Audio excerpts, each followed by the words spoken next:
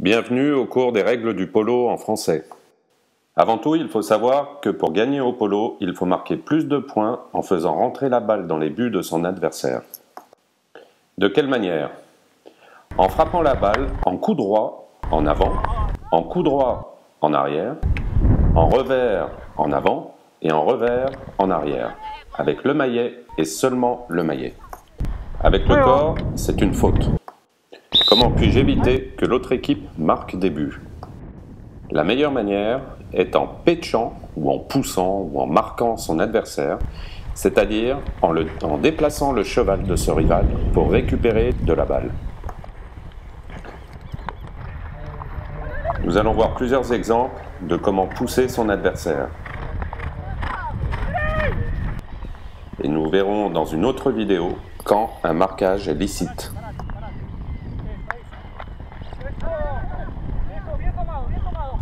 Il faut aussi savoir que l'on peut pousser son adversaire à n'importe quel moment dans les limites du terrain, même si on ne dispute pas la balle. Mais deux joueurs ne peuvent pas pousser un rival en même temps, c'est une faute.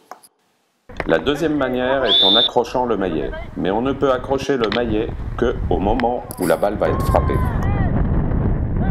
Voyons quelques exemples de comment accrocher le maillet.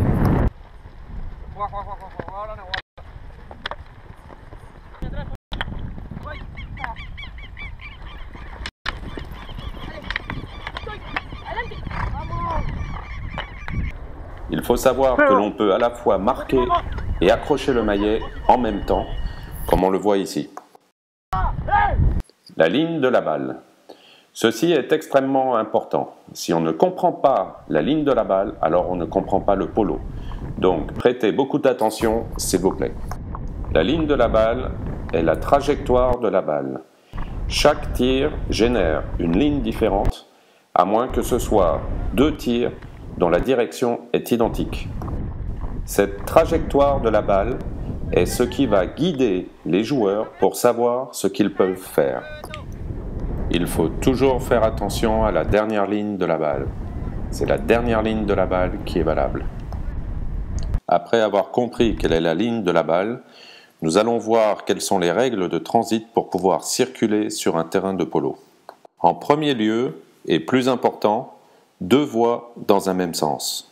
En second lieu, et avec beaucoup de précautions, il est possible d'aller à contresens, de faire un demi-tour, de tourner à angle droit ou avec un autre angle.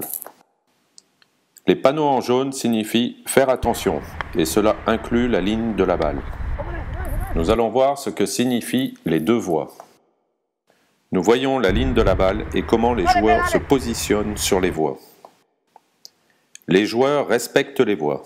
Ils sont en revers ou en coup droit selon le côté de la ligne où ils se trouvent. Cette ligne qui divise est l'essence du polo. Il ne faut pas la couper. Si on la coupe, c'est une faute. Les règles du polo se basent sur deux voies dans un même sens.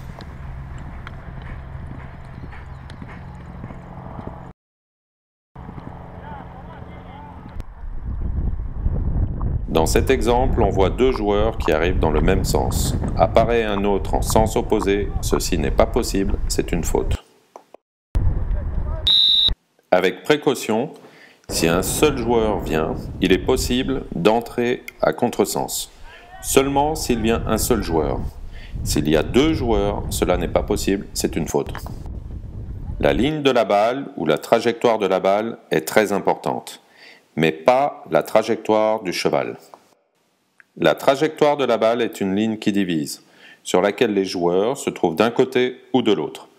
Pour la traverser, il faut donc le faire avec précaution. Si on veut traverser la ligne, il faut que personne ne vienne, sinon c'est une faute.